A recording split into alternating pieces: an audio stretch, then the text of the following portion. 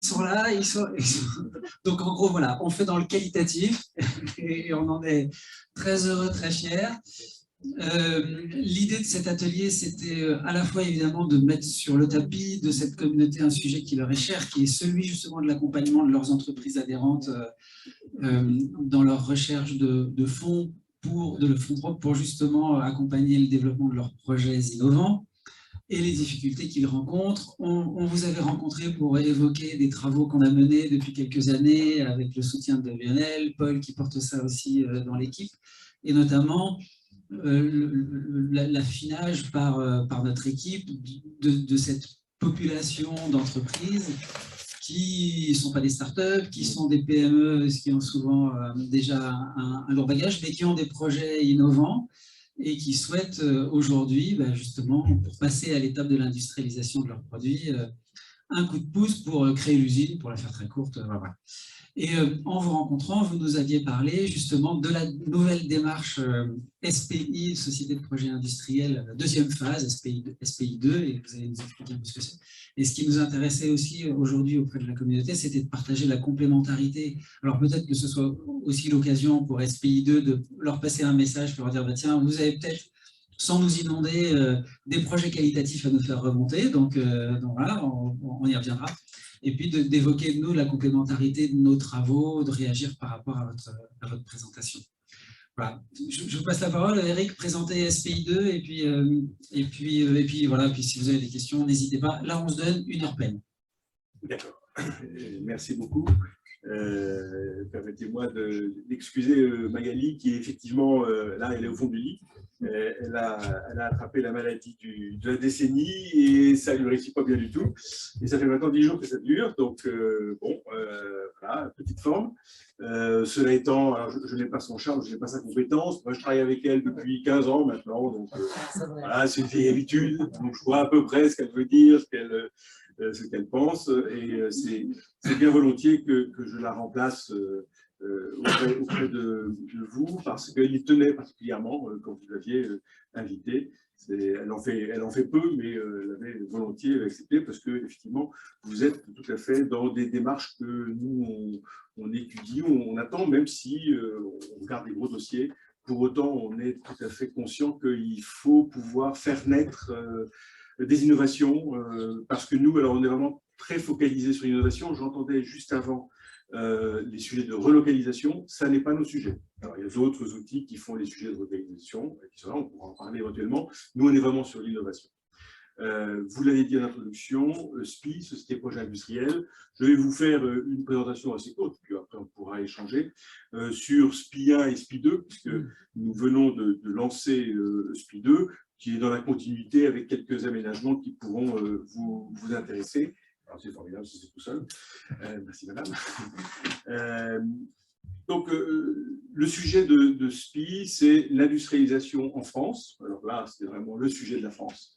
Ça ne veut pas dire que derrière, on est fermé à ce que la deuxième usine se fasse à l'étranger. Je pourrais donner quelques exemples tout à l'heure, mais la première doit se faire en France. C'est notre vocation première quand on a été créé il y a 7 ans. Le sujet c'était Montebourg qui était là, c'était le sujet « La France, c'est possible ». Et donc, nous, on avait été les voir en leur disant « Écoutez, nous, au BPI France, on réfléchit ». Magali était directrice de la stratégie à l'époque, moi j'étais encore à la Caisse des dépôts. Et en disant, quand même, on voit que dans la R&D, on trouve de l'argent, d'une manière ou d'une autre, des subventions, des effets fiscaux, des choses comme ça. Donc, on arrive, grosso modo, à faire sa R&D et aller jusqu'à la paillasse, et voire même jusqu'au démonstrateur. Et puis, quand il s'agit de se lancer dans le grand bain, c'est-à-dire de passer au démonstrateur à l'échelle de l'usine, à proprement parler, quelle que soit l'activité, là je suis vraiment très ouvert, je donnerai quelques exemples à la fin. Alors là, on commence à avoir un certain nombre de risques. Le premier risque, évidemment, c'est le risque de scale-up, de faire grandir de la paillasse à l'usine. Donc c'est déjà un risque. Passer de 100 litres à 5 000, 10 000, 100 000 litres, c'est pas le même effet. Il y a ensuite un risque commercial. On a une innovation qu'on a faite sur la paillasse. Est-ce qu'elle va pouvoir être vendue? Est-ce qu'elle va pouvoir remplacer quelque chose qui existe? Par exemple, on a beaucoup de pétrosourcés versus biosourcés. Est-ce que ce biosourcé sera aussi bien accepté que le pétro-sourcé? Est-ce que le prix va être un élément discriminant ou pas? Donc, il y a le marché à prendre. Et puis, comme dans toute industrie, il y a le temps de la construction qui va être 1 an, 2 ans, 3 ans. C'est plus 3 ans que 1 an. Déjà, vous avez 1 an que vous perdez ou que vous utilisez, on va être positif, à faire des permis divers et variés, les ICPE, les autorisations eau, faune, flore. Alors, c'est l'autorisation unique, que vous connaissez sans doute. En fait, elle n'est pas unique du tout, elle est multiple, mais c'est le sous-préfet qui s'en occupe de la transformer en unique. Pour autant, il faut aller dans tous les services et puis faire l'eau, la flore, le machin, etc. Bon. Et puis après, quand vous avez des gaz, vous avez des acides, vous avez des choses comme ça, des choses très bien. Bon. Donc, vous avez 1 an pour vos autorisations et votre permis. Et puis ensuite, vous avez 1 an, 2 ans de construction parce que il faut acheter des machines, parce qu'il faut construire un bâtiment, il faut le rénover. Alors, on préfère, nous, la rénovation quand c'est possible, évidemment. Mais bon, tout ça prend énormément de temps. Et puis aujourd'hui, alors de manière plus précise, on voit des allongements de temps dus à des manques de produits ou à des prix qui s'envolent sur un certain nombre d'éléments, que ce soit des machines ou même du béton, du bois, etc. Il manque des choses bêtes et qui font que ça va encore rallonger un peu plus ce temps. Bon. Donc là, on est déjà un temps long où on ne gagne rien, mais on dépense de l'argent. Et puis, il faut recruter des gens. J'entendais tout à l'heure que l'on parlait des compétences. Un vrai sujet, clairement un vrai sujet. Nous, on rencontre, il n'y a plus de soudeurs en France, par exemple, très clairement. Donc, il faut refaire des nouvelles formations. Il va falloir aller rechercher quelques anciens qui puissent former des jeunes. Bon, un peu difficile. Je pourrais en dire quelques mots tout à l'heure sur les exemples que je citerai de ce qu'on a fait. Et puis, enfin, après, c'est se dire, bon, je fais une industrie innovante en France. C'est bien de le dire. Qui sont mes copains? Où est-ce qu'ils sont mes copains? Il n'y en a pas beaucoup. Ça, c'est sûr que ceux qui se relancent dans l'industrialisation d'innovation en France, c'est un petit cluster. Donc voilà. Donc il suffit que j'ai cité un seul de ces risques-là pour que les banquiers soient déjà partis depuis belle lurette et que mes amis investisseurs, y compris à BPI France, trouvent que c'est beaucoup de risques d'un seul coup et que quand déjà un risque de scale-up, c'est déjà pas mal, mais un risque commercial, un risque de recrutement, un risque, bon voilà, ça fait trop. Donc nous, on est allé voir l'État, on a dit, quitte à le faire, allons-y et vous avez de l'argent, c'était le cas c'est la suite du grand emprunt, tout ça c'est le grand emprunt de Sarkozy, vous avez de l'argent, confiez-nous une enveloppe et puis on va essayer d'aller dans cette vallée de la mort et puis de permettre l'innovation en France, l'industrialisation en France. Bon. Évidemment, on nous a regardé avec des grands yeux, ça je pense que Magali vous ferait mieux que moi, en disant qu'ils sont dingues. Alors, ils sont d'autant plus dingues que venant de la culture Caisse des dépôts, donc très proche des territoires, mais aussi avec une idée que, quitte à prendre des risques, autant les focaliser. On s'appelle SPI, Société Projet Industriel, parce que dans un premier temps, on s'est dit, quitte à concentrer les risques, on va les concentrer dans une société. Plutôt que de faire comme tous les autres, c'est-à-dire d'investir dans les sociétés, on va investir avec les sociétés dans d'autres structures qu'on va créer ad hoc. Ils vont apporter leur savoir-faire, leur innovation, leur pays, tout ce que vous voulez, leurs machines, voilà. Et nous, on va apporter de l'argent. Ils vont apporter aussi un peu d'argent, on a besoin de signes d'amour. Les financiers, les signes d'amour, c'est l'argent. Bon, voilà, c'est comme ça. Donc, on met tout ça et on fait une société. Et c'était pour ça qu'on s'était appelé Société Projet Industriel. Au fur et à mesure des 7 années du Fonds 1, on a amélioré, aménagé notre doctrine en pouvant aussi, comme d'autres, prendre des participations, particulièrement dans ce qui concerne les startups, parce que ceux qui font l'innovation dans les startups, vous enlevez l'innovation en disant on va mettre une usine à côté et puis vous allez continuer à faire plus rien puisque vous avez tout enlevé. Ça n'était pas raisonnable. Donc du coup, on a dit ok, on va pouvoir entrer au capital des startups. Alors, l'impact que l'on cherche à avoir, l'industrialisation, la réalisation du fonds que l'on a fait, c'est 21 projets qu'on a réalisés avec 700 millions d'euros d'investissement, plus l'honnêteté veut que je rajoute 100 millions de la BEI dans le cadre du plan Juncker. On les avait croisés, on n'était pas convaincus que la BEI puisse répondre à ces problématiques risquées d'industrialisation. Le plan Juncker s'est présenté, ils nous ont couru après, ils nous ont rattrapés. Ils nous ont rattrapés, c'est autant dire que voilà, Nicolas Dufour qui a pris son téléphone a dit à Magali, bon, il faut quand même que tu les reçoives. Bon. Donc on les a reçus, ils nous ont dit si, on va investir. Et donc on a fait un petit fonds frère, parce qu'on s'est méfié un petit peu, en disant écoutez, on va vous donner la possibilité d'investir dans nos projets. Si vous ne voulez pas investir, très bien, nous on a toujours notre fonds principal, avec les fonds du PIA, et on va le faire. Et ce qui devait arriver, malheureusement, est arrivé, c'est-à-dire qu'on a des gens extrêmement brillants à Bruxelles ou à Luxembourg, très européens, très bien, mais incapables de prendre une décision. Alors ça, c'est quelque chose de... C'est fantastique, on a des gens vraiment très bien construits, mais ils ne veulent pas prendre la décision, la responsabilité. Donc, ils se réfugient derrière une série de questions, et à la fin, ils s'excusent en disant on n'est pas capable de dire si oui ou non on veut faire cette opération ou pas cette opération. Moralité, sur les 100 millions qu'ils avaient mis dans leur fonds, on leur a rendu 70 millions parce qu'ils ne savaient pas l'utiliser et ils ont fait 5 des 21 projets qu'on avait fait. Donc, ça reste quand même voilà, un moment un petit peu triste parce que nous, on voulait effectivement s'ouvrir à d'autres. Bon, c'est pas très grave. Fondamentalement, aujourd'hui, nous, on a appris beaucoup au travers de tous les dossiers que l'on a fait et on a pu déjà commencer à contribuer à recréer des emplois nouveaux. Je reviens sur ce qui se disait tout à l'heure sur les compétences. Je prends un des tout premiers dossiers que nous avons fait, c'était avec l'AFM Téléthon, puisque je vous le dis, on ne rentre pas au capital, mais on fait avec les structures. Donc, on peut travailler avec qui on veut. On peut travailler avec des associations, des coopératives, des entreprises, des startups, des grosses entreprises, des Français, des étrangers, peu importe.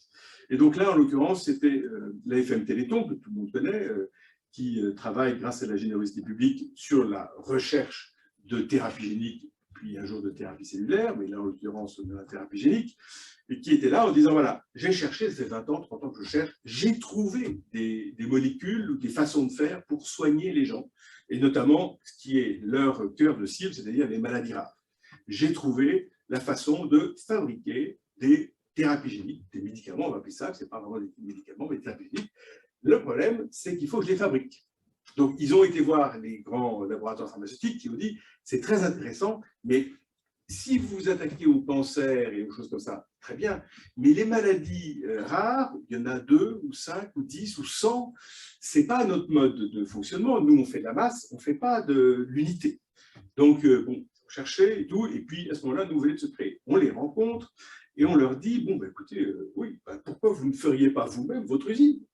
À la limite, vous avez déjà fait le démonstrateur, ça marche, dans le cadre du Généton, eh ben, faisons une usine, et effectivement, on s'est mis ensemble et on a créé une société qui s'appelle Hyposkésie, qui est à Ivry, qui a 3 usines maintenant, et qui fait de la production de thérapie génique. Alors, la seule condition qu'on leur a dit, c'est OK, pour que vous, Téléthon, vous apportiez un certain nombre de molécules, que vous fassiez vos tests, etc., mais vous devez vous ouvrir à l'extérieur, aux petits, aux gros, aux Français, aux étrangers, mais vous devez avoir une phase commerciale. L'idée, c'est qu'on ait bien une entreprise de plein exercice qui puisse répondre à la commercialisation de tous. On est dans un monde ouvert, dans un monde concurrentiel, donc il faut s'ouvrir à ces choses-là. Ce qui a été fait. La problématique dans laquelle on s'est trouvé, c'est mais comment va-t-on trouver des gens, des opérateurs qui savent faire de la thérapie génique, qui savent manipuler, je prends une cellule, je la manipule, je lui mets le gène qui va bien, et puis je la remets à la bonne personne. Tout ça sans qu'il y ait de mélange, sans qu'il y ait de machin, et puis avec des outils divers et variés, mais qui n'existaient pas jusqu'alors. Et donc, en fait, qu'est-ce qui s'est passé? Là, c'est un partenariat avec l'Université Ivry, où on va former 200 ou 150 laborantins, entre guillemets, spécialisés dans ces sujets-là, chaque année, et qu'on va embaucher. On les embauche tous, et si ce n'est pas nous qui les embauchons, c'est les startups qui ont besoin, elles aussi, parce qu'elles recherchent sur ces thérapies géniques, il y a beaucoup de recherches, et on a besoin de ces opérateurs-là. Donc, ça veut dire aussi, on lance une usine, mais en même temps, il faut regarder l'écosystème, c'est-à-dire où sont mes clients, et puis qui est-ce qui va travailler dans l'usine. Je parlais tout à l'heure des soudeurs, il n'y a plus de soudeurs. Bon, on a une usine qu'on a faite avec Vallourec, hélas, Vallourec, bon, mais une petite usine, on est la seule usine qui reste en France du groupe Vallourec. Bon, mais ça a été la croix et la manière de trouver des soudeurs. Et en fait, qu'est-ce qu'on fait? On les prend en apprentissage dans l'usine et on leur apprend à faire la soudure. Ils n'auront aucun problème de partir à un moment ou à l'autre, parce que des soudeurs, on en aura besoin. Donc c'est vrai que ce sujet-là, qu'on n'avait pas identifié à l'origine, de la formation, c'est très difficile et on a beaucoup de mal à recruter dans tous les domaines. Mais bon, on y arrive quand même, parce que nos 20 usines, elles tournent maintenant. Donc, il faut quand même qu'on ait trouvé des gens pour les faire tourner. La dernière chose sur laquelle je veux insister, c'est la diversité des gens qui sont intéressés par l'industrie. Il y a effectivement, je l'ai dit, les startups, je montrerai quelques exemples, mais les coopératives agricoles sont des gens très intéressants parce qu'ils cherchent à valoriser pour les agriculteurs ce qui est déchet, ce qui n'est pas utilisé, ce qui n'est pas valorisé. Je prends le sucre, par exemple, de la betterave. Bon, la betterave, le cœur de la betterave, c'est le sucre et la valeur du sucre. Mais après, vous avez des déchets. Vous avez, y compris dans le cycle de production du sucre, des lixivias qui restent, qui ne sont aujourd'hui pas utilisés ou mis en méthanisation, ce qui est un peu dommage. Et donc là, typiquement, à partir de ces déchets-là, on peut faire des éléments à partir de la recherche. Là, c'est une participation qui s'appelle Afirène chez nous, sur laquelle on a fait une usine à Carlin et qui fait des acides carboxyliques. Les mêmes acides carboxyliques qui sont faits avec le pétro-sourcé aujourd'hui vont être faits avec une base sucre, c'est-à-dire bio.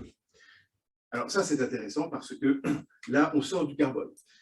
Au fond, tous nos dossiers, sans qu'on l'ait voulu, la R&D et l'innovation, elle est très orientée free carbone ou moins de carbone ou moins d'énergie. Elle est très verte. Alors, c'est vert au sens très large. Hein, c'est une réponse à différentes problématiques. Ça peut être la problématique du carbone, mais ça peut être aussi la problématique de certains sujets qui sont moins adressés. Par exemple, avec toujours une coopérative, en l'occurrence avec le groupe Avril, donc là on est sur le colza et le tournesol. Avec Avril, on a créé une entreprise qui s'appelle Evertree, dont l'objet, c'est d'utiliser le tourteau de colza. Une fois qu'ils ont enlevé, que le sieur est passé par là, hop, a pris l'huile qui allait bien, il reste le tourteau. Le tourteau, aujourd'hui, qu'est-ce qu'on en fait? On le donne à manger aux cochons et aux vaches. Et pourtant, alors, pourquoi ils le mangent? Parce qu'il y a des protéines là-dedans. Donc, ce qui nous intéresse, c'est les protéines. Et les protéines de colza, elles ont une particularité, c'est qu'elles ont un système adhésif qui permet de substituer des cols formaldéhyde dans les panneaux agglomérés bois par ce tourteau de colza. Alors, il est quand même broyé, on a rajouté des choses, etc. Mais tout ça est green.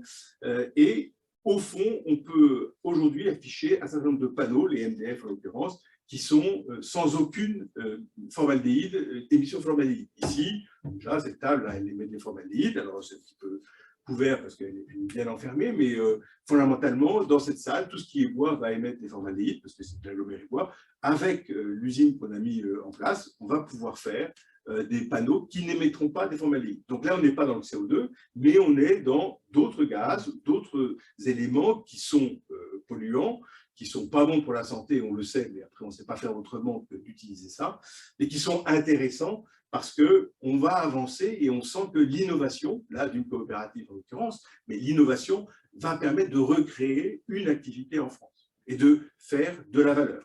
Le sujet de la coopérative, ils ne sont pas plus bêtes que les autres, ils disent, mais quelle valeur je peux créer pour mes coopérateurs? Ce n'est pas les actionnaires, c'est les coopérateurs, mais au fond, le coopérateur, s'il peut vendre le tourteau de colza ou le colza un peu plus cher parce qu'il va avoir une meilleure valeur, et puis si nous, on peut être consommateurs à même prix ou quasiment même prix, avoir des bois qui sont sans émission de COV, tout le monde est content. Donc ça, c'est un sujet qui est important de voir qu'au fond, il y a beaucoup de gens qui sont très intéressés par l'industrie et par passer à l'industrialisation. Alors, tout ça est renforcé effectivement par tout ce qu'on a vu. Le Covid, Magali le subit, mais fondamentalement, ça nous a un peu aidé parce que on s'est rendu compte au travers de ça qu'on avait laissé partir énormément de choses à l'étranger, qu'on avait un peu de mal, j'entendais madame qui parlait des sujets pharmaceutiques, oui, on avait un peu de mal à les rapatrier aujourd'hui, c'est pas aussi simple que ça, une fois que c'est parti, hein, c'est compliqué, et que avoir du local pour faire des masques, pour faire des blouses, pour faire un certain nombre de choses voilà, qui étaient faits en France jusqu'alors, on regarde la confection, qu'est-ce qui reste en France, pas grand-chose, va falloir réfléchir, mais ça a donné, disons, un booster hein, sur ces sujets-là. Dernier élément, nous sommes, nous, BPI France, une société qui a vocation à rendre à ses actionnaires que sont l'État et la Caisse des dépôts de l'argent, donc on est vraiment dans le monde capitaliste. Notre but, c'est bien de faire des investissements qui sont rentables. quand je parle du fonds SPI, mon souscripteur, c'est l'État français. L'État français me dit, OK, c'est bien, votre métier numéro 1, ça va être de faire des industries innovantes en France. Le numéro 2, c'est de recréer des emplois, et ça, on va regarder ça attentivement. Nous, grosso modo, on a estimé qu'on a recréé à peu près 3000 emplois, c'est pas énorme, tout ça, grâce à nos investissements industriels directs. Et puis le numéro 3, c'est un jour, il faudra me rendre l'argent avec, si possible, des bébés. Bon. Ce qu'on commence à faire, l'année dernière, on a pu faire des sorties qui ont montré que même si le temps est plus long que quand j'investis dans Internet, et au bout de 3 ans, hop, je veux vendre en faisant x3, bon, il ne faut pas être le dernier, mais bon, il y a le temps de faire 3-4. Nous, on va être sur un temps entre 7 ans, 8 ans, 10 ans, hein, parce qu'on est dans un temps industriel, puis une fois que notre usine elle est bonne, et puis qu'on a commencé à exporter soit de l'API, soit à faire une deuxième usine à l'étranger, et à ce moment-là, on pourra trouver soit des investisseurs qui nous remplaceront, qui, une fois que les risques auront été passés, c'est-à-dire le risque industriel, la commercialisation va commencer, et disons qu'on sera sur un résultat qui commencera à être à l'équilibre, on va trouver des fonds qui disent « mais ça c'est bon, je peux continuer, là je saurais faire voilà, ». Très bien. Et bien à ce moment-là, nous on prendra nos participations, puis on sort et puis on rend l'argent à l'État. C'est la promesse que l'on fait. Donc, comme je l'ai indiqué, en 2015, on a créé SPI1, 700 millions. On avait 2 souscripteurs et on avait une capacité d'investissement entre 10 millions. 10 millions, c'était notre plus petit ticket, et 140 millions. Alors aujourd'hui, le plus gros ticket, c'est 90 millions qu'on a mis, c'est déjà un beau ticket, sachant qu'on est toujours minoritaire. Ça n'est pas notre projet. Nous accompagnons un projet industriel. Donc, ça veut dire que le partenaire en face, il a mis plus que nous. Donc, nous, on a investi 800 millions ou 700 millions. Ça veut dire que, globalement, il y a eu plus de 1,5 milliard d'investissements directs en fonds propres, plus les dettes, quand on a pu en avoir, ou le crédit bail pour l'immobilier, des choses comme ça, ou la caisse des dépôts, qui nous aident bien. Donc, on a fait là une première, disons, un premier essai qu'il s'agit maintenant de concrétiser. Nos 21 participations, elles avancent, elles marchent, certaines sont mortes, j'en dirai un mot, j'ai un tableau après pour vous le montrer. Et fort de ça, on est parti sur un SPI2, puisque à la fin de cette année, on a fait notre 21 participations. Elle vient d'être annoncée, donc je peux vous en dire. On vient d'entrer dans une société qui s'appelle Vercor, qui est une société, alors là on est très en amont, qui veut faire des batteries en France, batteries pour voitures, pour l'essentiel, des batteries, lithium dans un premier temps, c'est-à-dire classique, l'idée étant bien de rapatrier la production de cellules en France et d'essayer d'avoir le maximum de matières premières qui soient localisées en France. Ben, le lithium, un petit peu compliqué aujourd'hui de le trouver en France, pour être tout à fait honnête. Là, on rejoint les problématiques de madame sur les médicaments. Mais on va essayer de faire au moins beaucoup de choses parce qu'on s'est bien rendu compte que dans la transition énergétique, on va passer du fioul à l'électricité, c'est très bien, ou du fioul à l'hydrogène. L'hydrogène, la combustible nécessite d'avoir une batterie à côté, forcément.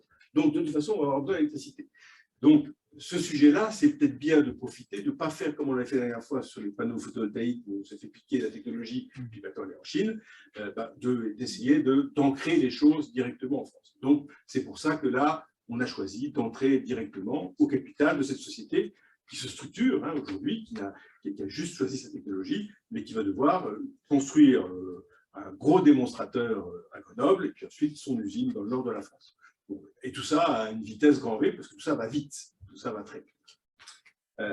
Donc, les 3800 emplois créés, c'est très bien. Et donc, on est revenu voir l'État en disant on veut continuer. On a un deal flow qui est fort.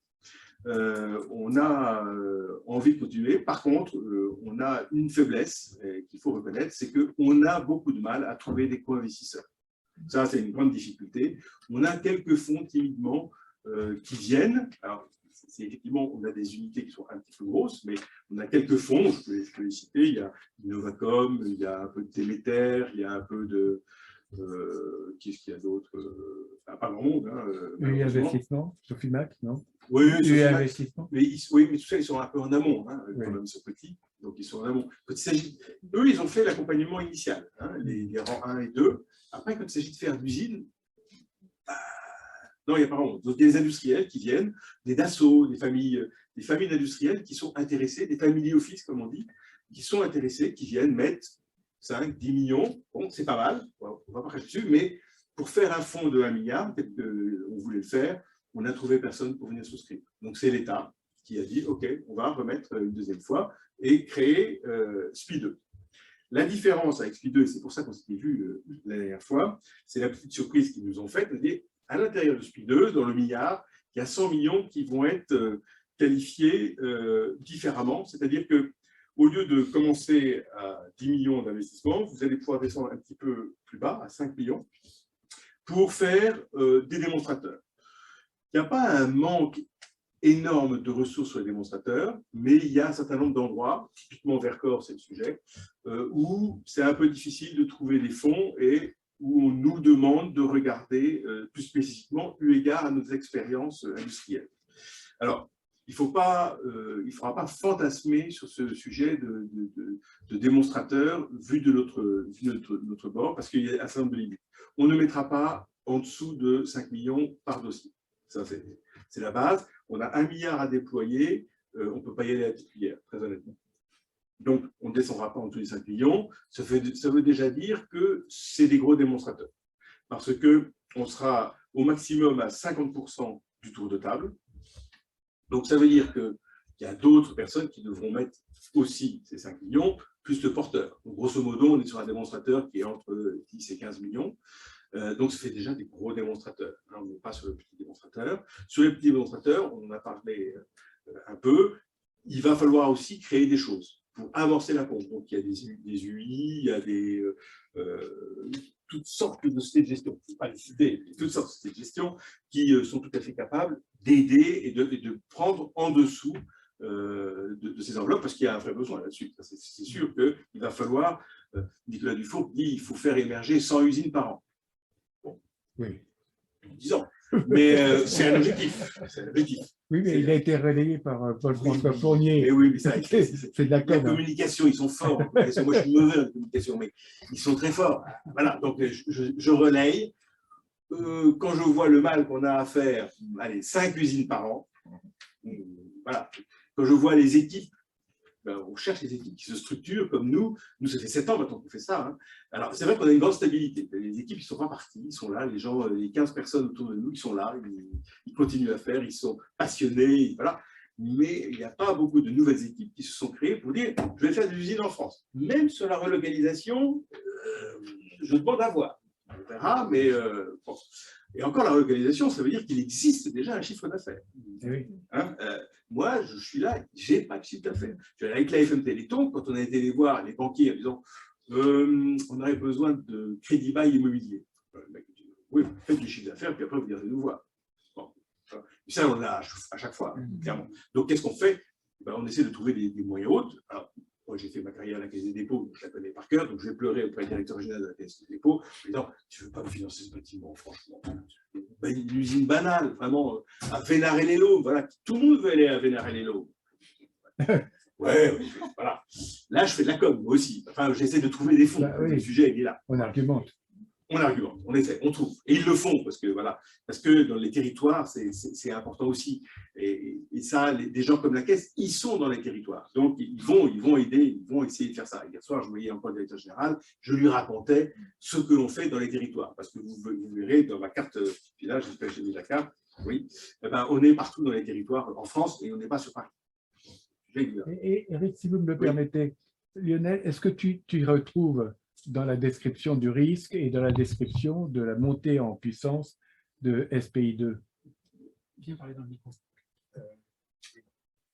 Les dossiers dont Eric vient de parler, tu veux dire. Oui, est-ce que tu retrouves dans la complémentarité qu'il pourrait y avoir entre… Oui. Nous, ce qui nous remonte au sein de France Cluster, bien souvent, bon, c'est un peu plus petit en taille que ce que vous évoquez. Et bien souvent, la partie industrielle est plus avancée. Parce qu'on est dans des gens qui sont déjà dans un environnement industriel, c'est plus qu'un démonstrateur, c'est des industriels qui ont commencé à faire quelque chose et il leur manque simplement le volume de production. Et donc, il y a un peu moins de risque de ce point de vue-là ils ont souvent des clients qui sont là et qui attendent. Il y a aussi un peu moins de risques au niveau commercial que les grands projets un peu emblématiques que vous citiez tout à l'heure. Voilà comment on se positionne au sein des clusters et des pôles de ce qui nous remonte. Hein, certains d'entre vous les connaissent. Oui, on verra tout à l'heure l'organisation de Cluster Invest, du dispositif Cluster Invest, mais on voulait terminer votre… Je termine. Deux slides encore. C'est très passionnant. Oui. Je voulais simplement préciser quand même les modalités d'investissement.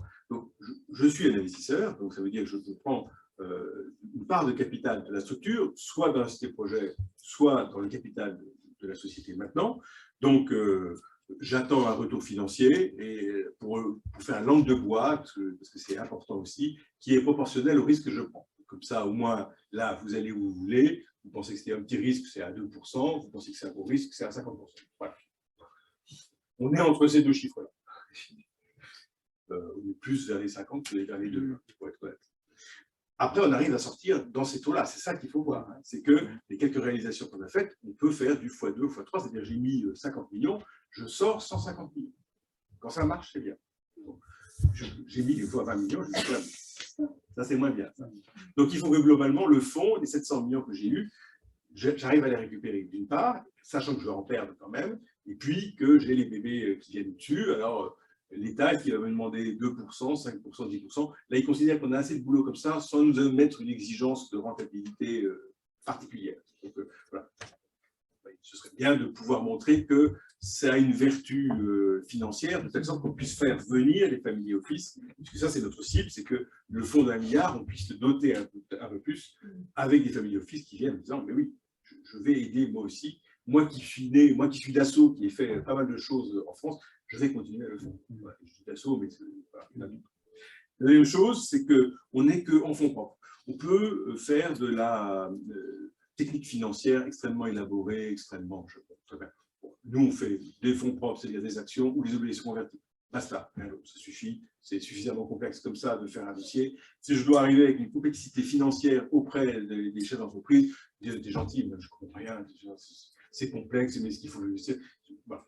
Déjà suffisamment difficile, il faut mettre de l'argent seul dans les trébuchants. Et puis, nous, on fait un plan de financement comme tout le monde, c'est-à-dire on regarde 3 ans et puis on va s'assurer de pouvoir financer ces 3 ans-là. Je ne veux pas repasser devant Nicolas Dufault, qui est président de notre comité, 3 fois sur le même dossier. Donc, je le fais sur les 3 ans et puis ben voilà, vous avez besoin de combien? 10, 15, 20 millions. On étudie, on travaille, etc. Et puis on dit, ben voilà, sur la première année, on va mettre 10 et puis dès que vous aurez atteint tel échelon, eh ben, on mettra 10 et puis on trouvera un partenaire ou vous-même qui mettrait la fin. Voilà. Donc là, on fait un ensemble cohérent. On ne va pas recommencer à mettre des difficultés à l'entreprise. Elle aura suffisamment de complications pour avoir, un, ses permis et deux, le suivi de la construction. La dernière chose qui est importante, vous le savez, je vous l'ai dit, on travaille sur des fonds publics. BPI France est une société privée, mais avec des actionnaires publics, l'État et la Caisse des dépôts. Donc, la plus publique, c'est un peu difficile de le faire. Et donc, on fait très attention de se comporter en investisseur avisé. Ça, avisé aussi, c'est un terme langue de bois, mais ça veut dire que je ne vais pas déformer le marché avec mon intervention. Ce n'est pas parce que je dis, tiens, je vais mettre 50 là, que je ne vais pas le faire à des conditions de marché. Et qu'un concurrent ne puisse pas dire chez Hipposchési, là, il nous a embêtés. Que Sanofi vienne en disant moi, je voulais faire ça. On s'est comporté comme un actionnaire normal de marché, mais qui va sur un endroit où personne ne veut aller. C'est là où le marché est un petit peu branlant, on va dire ça, hein. Mais on se comporte de manière normale. Pourquoi? Parce que autant avec l'épidémie, Covid, la guerre en Ukraine, tout ça, les règles européennes ont été, disons, allégées. Voilà. Ça ne veut pas dire que dans 2 ans, le même Bruno Le Maire qui dit quoi qu'il en coûte, aujourd'hui on y va, les gars, ça va bien, ne reviendra pas en nous disant oh là là, on a une dette gigantesque, les gars, stop, et on va se comporter, voilà, et on va chercher un petit peu qui n'a pas respecté les règles. C'est les mêmes hein, qui vont faire ça, ça reviendra, c'est inévitable. De toute façon, on a un balancier permanent. Ça fait 30 ans que je travaille, 30 ans que je vois le balancier passer. 30 ans, c'est là, on fait comme on veut, puis non, là, les gars, vous n'avez pas respecté les règles. Bon. Donc, on fait très attention à ça parce que la sanction, c'est que l'entreprise doit rembourser l'argent qui aurait été donné ou mis en contradiction avec les règles du marché. Donc, c'est ça qu'on ne veut pas, surtout voilà, qu'au bout de 2 ans, parce qu'il n'y a pas de prescription, bien entendu, 2 ans, 5 ans, 7 ans, 10 ans, on dise, bah, tiens, toi, tu vas rendre à l'État français, parce que c'est ça que ça veut dire, les 7, 10, 20 millions, plus les bébés, parce que, voilà, et plus éventuellement une sanction, parce qu'il y a eu une déformation de la concurrence. Si on peut éviter ça, donc voilà, quand on dit qu'on se comporte en investisseur avisé, c'est ça que ça veut dire, c'est on fait attention. Donc, quand on va au capital de sociétés, de start-up, comme je l'ai dit tout à l'heure, on peut le faire. On fait attention d'être accompagné par des fonds, même si on est majoritaire dans la levée de fonds, on fait une levée de 50 millions, nous on peut mettre 40 millions, mais on va faire attention qu'il y ait 10 millions d'autres investisseurs qui viennent aux mêmes conditions, qui trouvent que les conditions de valorisation qu'on a retenues, de timing qu'on a retenues, sont cohérentes avec ce que eux, investisseurs privés, sont capables de faire. Et là, c'est là où on retrouve les family office qui viennent souvent à ce moment-là à nos côtés. Et puis, je vais juste terminer par la carte de nos investissements. Je ne vais pas en faire un grand, mais je vais juste vous dire ce qu'ils font et avec qui on est. Comme ça, ça va vous donner un petit peu une idée de ce que l'on peut faire. Alors, est-ce que je vais faire par la géographie? Peut-être c'est plus simple par la géographie. Donc, Evertree, j'en ai parlé tout à l'heure. Là, on est en Picardie. J'en ai parlé tout à l'heure. On est avec Avril et on fait donc des cols biosourcés à base de tourteaux de colza pour mettre dans les agglomérés bois, donc remplacer les formaldéhyde. Agronutrice, là, on est toujours dans la protéine, mais là, on est dans la protéine animale. Qu'est-ce qu'on veut faire? On veut trouver des protéines de substitution aux poissons pour les piscicultures. Donc là, on fait des mouches. On fait des mouches de la noire. Et je rassure ceux qui sont inquiets de savoir s'ils sont bien traités. Sachez qu'avant d'être écrasées, elles sont refroidies complètement pour qu'elles ne sentent rien quand elles vont être écrasées. Bravo. Ah, c'est bien. Voilà. Ah oui, bon, c'est pour les poules et pour les poissons. Très bien. À Fyrène, là, on est à Carlin. Donc là, on est sur une zone Carlin, et c'est important parce que c'est une zone qui est en déshérence et de laquelle Total se retire progressivement, mais Total aide à l'implantation. Et quand vous avez une usine et que vous avez besoin de chaleur, vous avez besoin de station d'épuration, vous avez besoin d'un certain nombre d'éléments chimiques locaux, être avec Total à côté qui dit bon ok, je vous fournis ça, vous avez besoin d'un pipe, et je vous mets le pipe, etc. Ça aide beaucoup. On a 2 entreprises là-haut, que ce soit Afiren et Metex, et là franchement, on est content de trouver une emprise industrielle sur laquelle on peut mettre l'innovation. Alors là en l'occurrence Afiren, j'en ai parlé tout à l'heure, c'est les acides carboxyliques produits sur une base sucre. Et à côté, on a Novista. Et Novista, là, on est sur de la glycérine et on fait du PDO. Le PDO, c'est un produit qui sert à la cosmétique, qui peut servir aussi à faire des carpettes, des tapis acryliques, des choses comme ça. Si je descends, je vous ai parlé de Vénarel-les-Laumes tout à l'heure. C'était juste Vénarel-les-Laumes, bien sûr, tout le monde sait que c'est une belle région de Bourgogne, juste à côté d'Alésia. C'est là où on dit que l'usine de Vénarel sera utile parce qu'Alésia va bien finir par faire quelque chose. Et Vénarel-les-Laumes, c'est avec Vallourec Ombilical. Là, on fait des tubes pour ombilicaux, c'est-à-dire des tubes qui permettent de relier la plateforme pétrolière avec le puits de pétrole.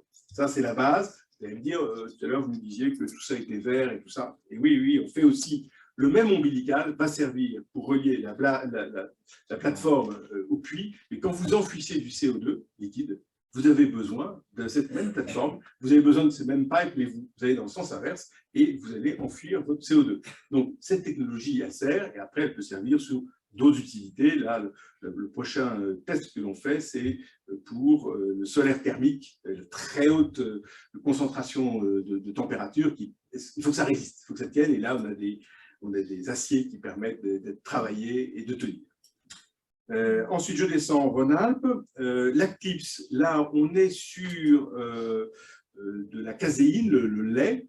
Et à partir de ce lait, on fait un plastique biodégradable, biosourcé, biodégradable. Donc là, ça vous parle tout de suite. Et typiquement, ça peut permettre de faire le revêtement de la lessive pour la machine à laver, donc quand on a une petite tablette, donc ce qui va disparaître avec l'eau, mais vous pouvez aussi l'avoir en cuisine pour mettre des sauces à l'intérieur, puis dès que vous allez cuire ou machin, hop, ça va disparaître, et vous avez votre, je sais pas, fraise qui va se répandre très bien au milieu du gâteau, formidable. Je ne suis pas un bon vendeur, mais grosso modo, on voit à peu près ce que ça peut faire. On a Primo 1D. Primo 1D, là c'est des tags RFID dans le vêtement. Alors, c'est l'évolution du tag que vous connaissez. Donc, quand on va voler chez Zara, on passe dans le machin, ça sonne. Voilà. Donc, la fois suivante, on enlève le machin, ça ne sonne plus. C'est très bien. Mais ils y ont pensé. Et donc, ce tag-là, il y a une petite chipset dessus qui fait qu'on peut le mettre un peu n'importe où dans le vêtement. Et donc, ça va sonner. Ça, c'est la première chose. La deuxième chose, c'est qu'avant tout, ces tags, ils servent pour faire les inventaires, pour savoir ce qu'il y a dans les boîtes ou pas. Là, on n'a pas besoin d'ouvrir. Vous passez la boîte devant votre détecteur et vous savez combien vous avez de vêtements à l'intérieur. Et puis, on va plus loin parce que ça, c'est un deuxième sujet important, c'est le recyclage. Et donc, l'importance pour pouvoir recycler correctement vos vêtements, c'est de savoir identifier ce qu'il y a dedans. Et donc, voilà, pour avoir la composition, là, vous aurez votre tag qui dira, ce truc-là, il y a tant de coton, tant de polyester, tant de trucs, et voilà, il faut le mettre dans le tas numéro 5 pour recycler, et puis ensuite ressortir les fibres qui soient suffisamment longues. Plus elles sont homogènes, plus elles sont longues, plus on peut les remettre dans la fabrication de votre vêtement suivant. Et là, par exemple, votre investissement est de quel montant? Alors là, c'est une quinzaine de millions d'euros dans une petite société. Et là, notre investisseur accompagnant, c'est Innovacom. Donc, ah bon, oui, d'accord. Parce que là, on est vraiment dans le patron de ce truc-là. Ce qui a lancé ça, c'est un ancien patron de Soitec qui était le directeur de l'industrialisation de Soitec. Et lui, voilà, il avait réfléchi à tout ça et il était sensible au sujet du tag parce qu'il y avait réfléchi, mais disons que l'avancée de ce tag, c'est qu'il est guipé et il résiste à l'eau. Donc, vous pouvez laver votre habit, votre tag résistera. Vous pouvez essayer de laver les tags là, qui sont là, au bout d'un moment, avec ces filoches, ils s'en vont et voilà, au bout de 2, 5, 7 ans, ils n'existent plus. Donc, c'est l'avancée. Et pour prendre cet exemple, là, le risque que vous avez décrit tout à l'heure, il était présent et comment vous l'avez dérisqué? On l'a pris, le risque. On ne peut pas tout dérisquer, ce n'est pas possible. Vous devez prendre vos risques. Vous allez, on va discuter avec Decathlon. On travaille beaucoup avec Decathlon, puisque Decathlon a cette problématique. La loi change, vous le savez, de recyclage. Et Decathlon, ce n'est pas parce qu'il fait au Bangladesh aujourd'hui qu'il n'a pas en tête qu'un jour il va falloir faire en France, et surtout que tout ce qu'il aura ramené en France, il va falloir qu'il le recycle. Vous pourrez tous rapporter un jour ce que vous achetez chez Decathlon, vos chaussures, vos ballons, vos raquettes, tout ce que vous voulez, et vous leur dites, les gars, j'en veux plus, débrouillez-vous avec. Et ça, pour eux, c'est une masse colossale dont ils ne savent pas quoi faire. Ils ne savent pas comment ils vont gérer ça. Donc, ils essayent d'anticiper en disant, j'ai besoin de savoir, déjà, si elle était bien à moi. Bon, c'est la première chose. Et puis ensuite, comment je la recycle? Parce que, je veux dire, sur les quantités de vêtements, même de sport, qu'ils font chaque année, c'est un truc de dingue. Ça sort. Donc, voilà, je ne suis pas une fâchée victime. Enfin, je vois un peu tout ce qui sort, c'est fascinant. Donc, le retour va être un peu compliqué. Là. Quand les lois vont s'appliquer, on peut espérer qu'elles s'appliqueront, toutes ne s'appliquent pas, mais celle-là, je pense que c'est bien parti pour se faire. Et puis, il y a une vraie sensibilité des jeunes. Oui, on sent que les jeunes, là, les jeunes générations, elles sont très demandeuses de ce sujet-là. Et en CO2, je veux dire, pouvoir mettre même 20% simplement de fils recyclés en France, mais ça change tout dans le cycle de CO2. C'est vraiment, c'est très important. Je ne vais pas en faire trop long. Oui. Est-ce que ces projets, c'est démonstrateurs? Ah non, c'est l'usine. Là, c'est de l'usine. Ah oui, c'est l'usine. Okay. Et tout ça c'est des usines qu'on a construites, qui sont en cours de construction, avec, voilà, les 3800 salariés, c'est toutes ces usines-là. Et ils ont déjà trouvé le modèle économique? Non, quasiment aucune. Okay. Bon, ça nous rassure alors. Oui. Vous avez un bilan interne de la tonne de CO2 économisée par million d'euros investis, puisque ça, c'est quand même un des critères qu'on a à l'ANA, par exemple, dans la rénovation urbaine. Oui. On dit, tiens, oui. Tout ne peut pas être vert. Oui. Enfin, tout est vert, mais à des degrés différents. Donc, on a un bilan CO2, on le demande de le faire maintenant, progressivement. C'est compliqué parce qu'on leur demande beaucoup de choses à ces gens-là. On leur demande de faire une usine, on leur demande d'être vertueux, on leur demande d'employer des gens, on leur demande de faire un conseil d'administration où il y a autant de femmes que d'hommes, on leur demande énormément de choses. Donc, on essaye de mettre progressivement les choses. On leur dit, aujourd'hui, on les sensibilise en disant, vous savez, il y a un moment, il va falloir faire votre bilan carbone, produit le plus large possible. On aura besoin de ces éléments-là. On sait, grosso modo, qu'ils ne sont pas mauvais. Après, tout dépend de ce que vous faites comme comparatif. Si vous comparez, je ne sais pas, l'acide carboxylique biosourcé versus pétrosourcé, ça va être facile, je veux dire. Mais si vous faites un comparatif, nous on va plutôt là-dessus en disant, on a un biosourcé, mais il y a d'autres gens qui vont faire des acides carboxyliques biosourcés, c'est plutôt vers eux qu'il faut se comparer. Est-ce que nous, notre nouveauté, elle va être comparable à une nouveauté XY? Est-ce qu'elle va être mieux? Parce que le pétrosourcé, on sait que c'est mauvais, de toute façon, ce n'est pas très difficile, ça. Ces deux biosourcés, c'est comment est-ce qu'on va améliorer toujours, être un peu plus exigeant que la base. Mais aujourd'hui, pour répondre clairement à votre question, non, on n'a pas le comparatif global du CO2 de toutes nos activités. On va le faire, c'est en cours, mais on a quand même pas mal d'usines qui sont en cours de construction encore, hein, oui. donc qui ne commercialisent pas encore. Alors, Éric Lecomte, oui, pardon.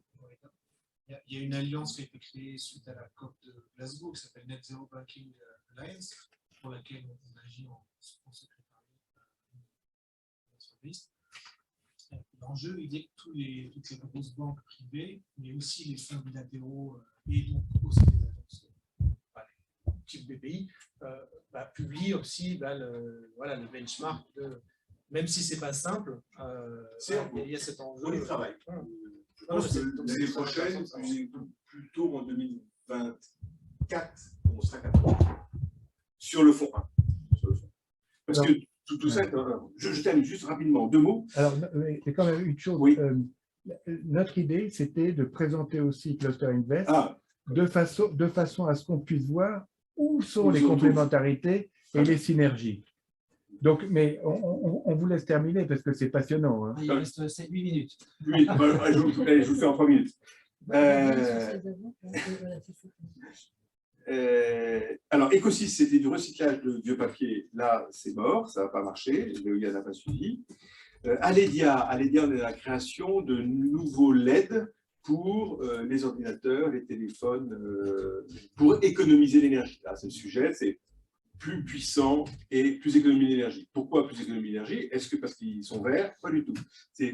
Vous pouvez mettre plus d'utilité dans un téléphone si vous avez moins de place pour la batterie. Si vous avez moins de batterie, vous mettez plus Intel, mais plus de petits processeurs dedans, et donc il peut vendre plus de contenu. C'est le driver. Nous, on s'en fout parce qu'on voit que ça permet d'économiser l'énergie, donc tout ça, c'est très bien. Donc ça, c'est en France.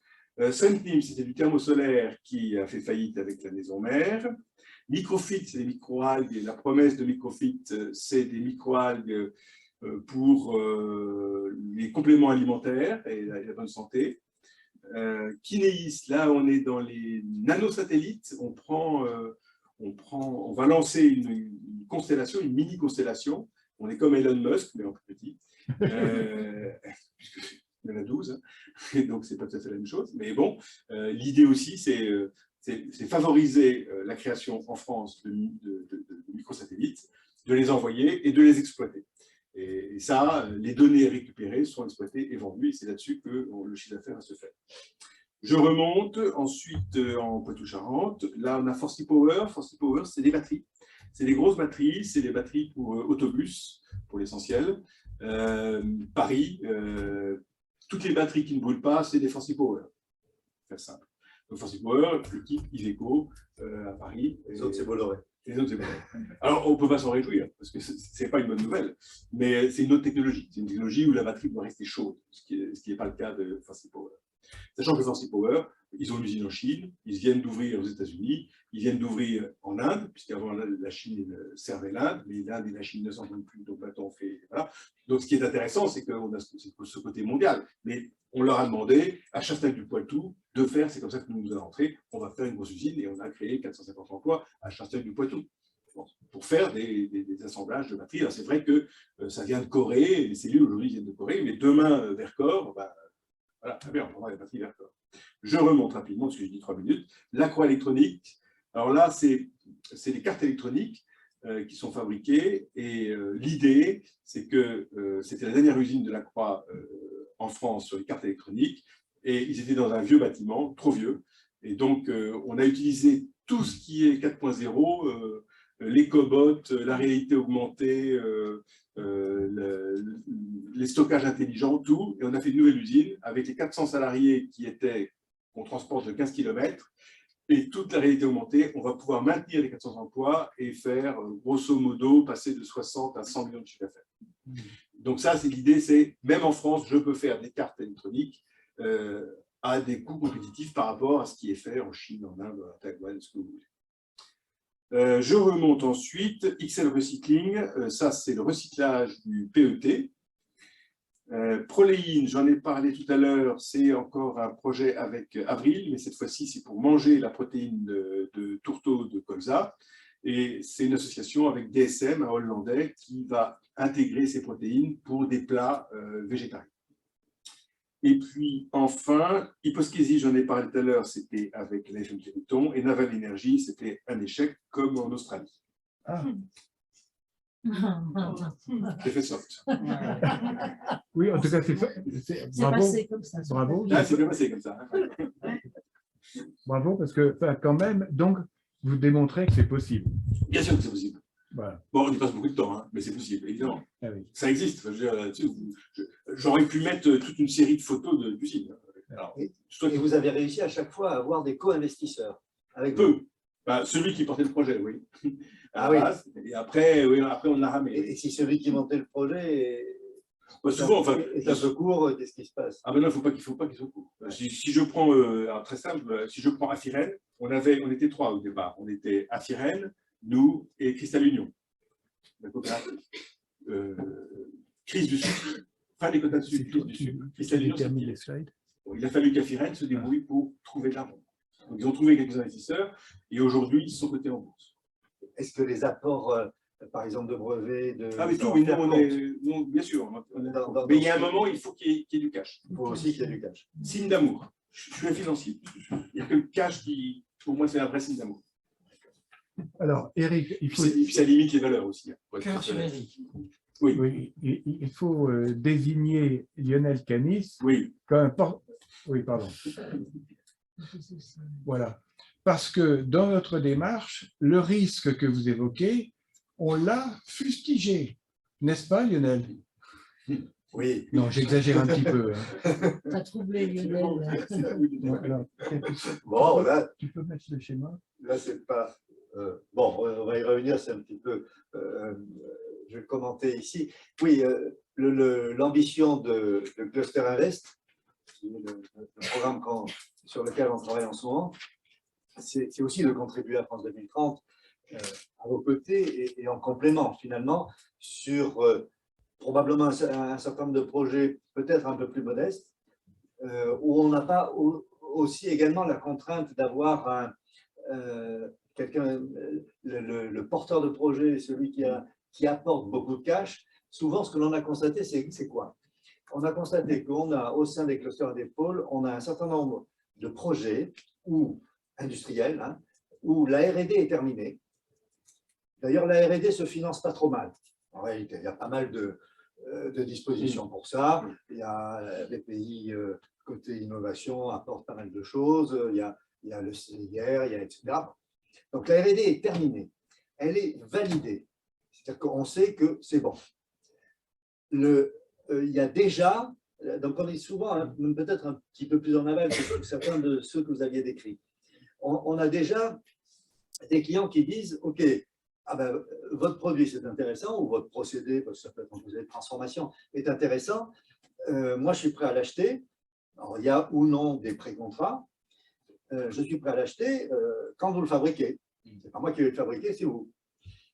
Et on en est là, c'est-à-dire qu'on a un peu limité par rapport aux projets les plus risqués, un peu limité le risque technique. Il y aura quand même toujours le risque de scale-up. Là, il est toujours là. Et on a un peu limité le risque marché, qui existe quand même aussi pour un peu le scale-up du marché aussi, finalement. Enfin, on a de la matière là-dessus. Et Et du coup, et souvent, on a des besoins de fonds propres par des PME qui n'ont plus beaucoup de fonds propres parce qu'elles l'ont consommé pour faire leur R&D, en fait. C'est là aussi le paradoxe. Hein. Elles ont consommé leurs ressources pour faire leur R&D, elles ont réussi, et donc elles n'ont plus beaucoup de fonds propres. Et elles en ont besoin. Alors, si on leur demande d'en mettre encore, elles n'en ont plus. Et du coup, elles n'ont pas accès non plus aux subventions, parce qu'elles n'ont pas assez de fonds propres. Donc, et donc, c'est là qu'on va pouvoir, nous, on propose d'intervenir là pour apporter la partie de fonds propres, qui souvent est un peu plus modeste que ce que vous évoquiez dans les projets qu'on avait remontés. Ça va de 2 à 10 millions, mais plutôt entre 2 et 5 le plus souvent en fonds propres. Mais ça a un effet démultiplicateur extraordinaire parce que 2 à 5 millions de fonds propres, ça ouvre la porte à des subventions, ça ouvre la porte à des prêts, les banquiers vont être plus à l'aise, et donc ça a un effet démultiplicateur très, très important. Voilà, donc on se situe là. Si on est dans le cadre, là on a une ligne en pointillé qui est l'évolution du chiffre d'affaires pour un projet numérique. Comme nous, on parle d'industrie, la ligne en pointillé ne nous concerne pas, mais ça montre, en général, un projet numérique, vous pouvez commencer à avoir des clients progressivement. Tandis que le projet industriel où il faut une usine, eh ben, vous êtes prêt, vous avez tout prêt, tout est là, les clients attendent, mais il faut fabriquer, il faut mettre en place une usine. Donc, votre besoin de fonds propres, il est là, mais là, vous n'avez pas de chiffre d'affaires. Ça, c'est aussi ce que vous avez bien signalé. Hein. Même pas un peu. C'est ça le problème. Ah, vous n'avez pas un peu quand même pour commencer, pour montrer? Ah ben non, parce que justement, il faut une usine pour avoir un chiffre d'affaires. Donc, c'est là qu'on se positionne. Et ce que l'on... Oui, voilà, comme ça, je peux avoir un peu moins de temps, peut-être. Hein, c'est branché, vous l'entendez? Derrière. Et il va falloir conclure. C'est bon. Voilà. Oui. Donc, on conclut, on intervient là, et on est en train de monter donc notre fonds de fonds pour être à l'origine de la création de quelques fonds spécialisés dans ce secteur-là, et on espère qu'on aura beaucoup de bulles derrière. Hein, voilà. Soyez bienvenus. Non, mais je veux dire, bon, la BPI nous a dit, si vous voulez qu'on travaille ensemble, il faut que votre fonds de fonds soit à l'origine de 6 fonds pour diversifier un peu les risques. Donc, on a l'ambition de créer 6 fonds.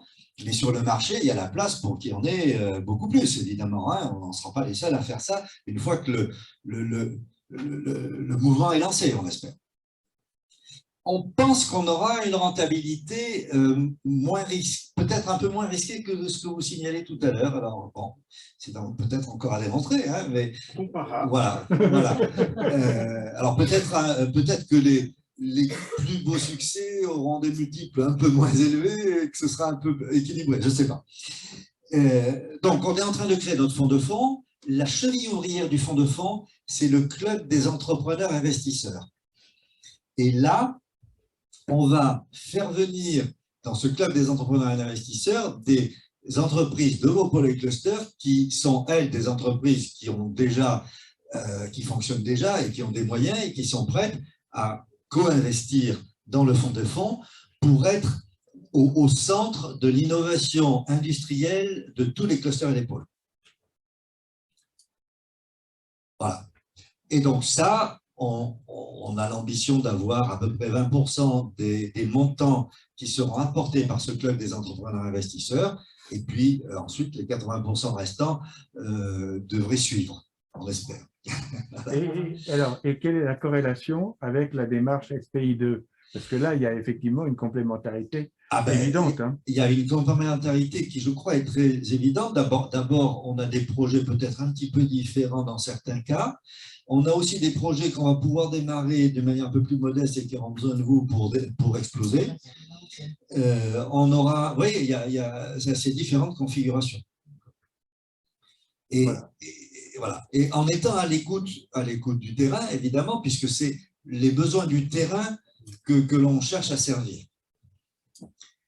Les entreprises, les entrepreneurs qui seront dans le club des entrepreneurs investisseurs, eux, ils vont investir, ils auront une rentabilité liée à cet investissement, et ils auront aussi ils seront dans un endroit extraordinaire pour pouvoir suivre l'innovation industrielle en France et pouvoir trouver les partenaires qui les intéressent de manière multisectorielle.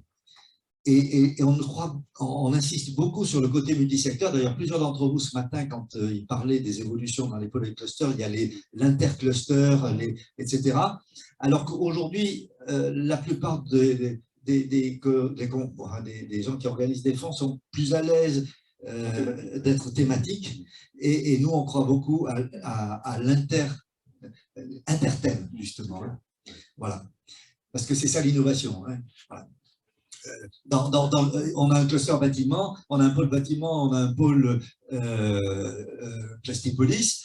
Eh bien, le recyclage d'un certain nombre de plastiques faits par Plastipolis, et ça intéresse le bâtiment aussi, évidemment, c'est pas les mêmes. Voilà. Alors, on est pris par le temps. On aurait souhaité effectivement qu'il y ait quelques témoignages, notamment du cluster Britinov. Ouais, mais là, on est pris. Oui. Voilà, par contre, donc, il y a deux messages, si je peux me permettre pour conclure. Il y a un message qu'on avait partagé avec vous, Eric, et qu'on souhaitait partager avec la communauté. On s'était dit, au titre de SPI2, on pourrait peut-être faire remonter dans la communauté un ou deux cas qu'on a repérés dans notre premier panel ou dans la communauté. En tout cas, voilà, si SPI2 tel qu'il vous a été présenté est susceptible d'intéresser des porteurs de projets, des entreprises qui ont des projets industriels innovants, alors le but du jeu, c'est pas de faire remonter un flot, mais c'est au contraire, voilà. Mais par contre, peut-être de signaler à Paul et à Lionel un ou deux cas, et puis on s'était dit qu'on se mettrait autour de la table pour éprouver en gros parmi le panel si c'était compatible avec la thèse. Il y a déjà un exemple de Plastipolis. Et puis voilà, il commence à être déjà. Ça c'est le premier message. Et le deuxième message, là c'est le message que Lionel lance, c'est-à-dire que dans la constitution de ce club investisseur, d'entrepreneurs investisseurs, donc des entrepreneurs investisseurs qui sont membres de vos réseaux et qui seraient prêts à jouer avec nous dans la démarche de création du fonds de fonds qui fera des petits derrière, hein, voilà, si vous avez dans vos écosystèmes, manifestez-vous. Il y a une série de réunions qui participent en ce moment à la création de ce club investisseur. Et donc là-dessus, Paul et Lionel portent la démarche. Voilà. Je conclue là-dessus? Oui. Ça va? Mille merci, Eric, d'être venu présenter SPI2. C'était vraiment sympa, oui. Ouais, et puis de l'avoir rendu aussi.